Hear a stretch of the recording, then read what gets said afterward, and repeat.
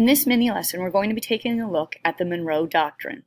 The Monroe Doctrine is announced in December of 1823, and while it has the name Monroe there, and we tend to think of this being as part of James Monroe's presidency because it's during his time and because he is the one who announces it, if you look at the actual words of the Monroe Doctrine, really it is the work of his Secretary of State, John Quincy Adams. So what exactly is going on that is leading us to the Monroe Doctrine? What's happening is that Spain's colonies are rebelling and they are successfully winning their independence, much like the United States did. And that is something that is being noticed around the world.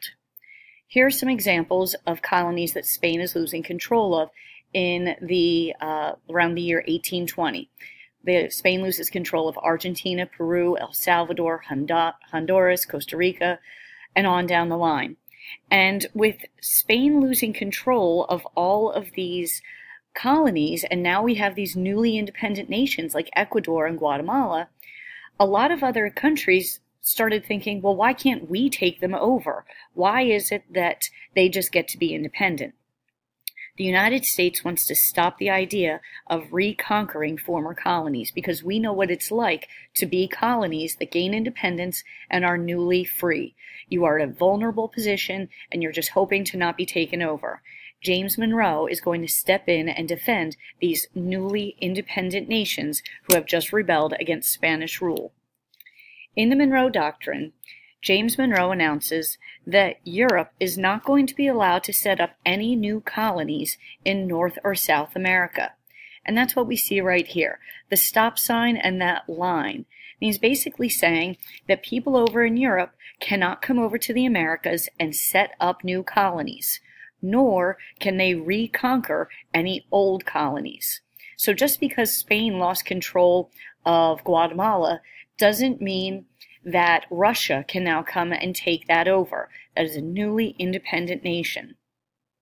James Monroe also said that if anyone did try to do that, if anyone attempts to cross this line, come over to the Americas and reconquer a former colony, any attempt to do that would be seen as an act of war against the United States. So even though you haven't actually attacked the United States is looking out for those newly independent nations. Since they can't defend themselves yet, the United States, Uncle Sam, will defend them while they are in the process of growing up. And if you take a look at how Europe reacts, Europeans were upset at being told by this young upstart of a country, this new United States, telling Europe that they have to stay over on their side of the Atlantic Ocean. But the thing is, for a lot of Americans were thrilled with this because it's a sign of our growing strength and it's a sign of our confidence that we feel that we are able to tell Europe what they can and can't do. You cannot come over here. This is our area. And it's almost like we're the older brother who's looking out for a younger sibling. And if anyone messes with Mexico, it's like you mess with the United States and you have to deal with us. Americans were by and large happy with the Monroe Doctrine because it really does seem like the United States government is trying to defend democracy and defend liberty and freedom in the Americas. That is the goal. And one of the amazing things was this actually worked. The Monroe Doctrine, Europe listened to it and they stayed away.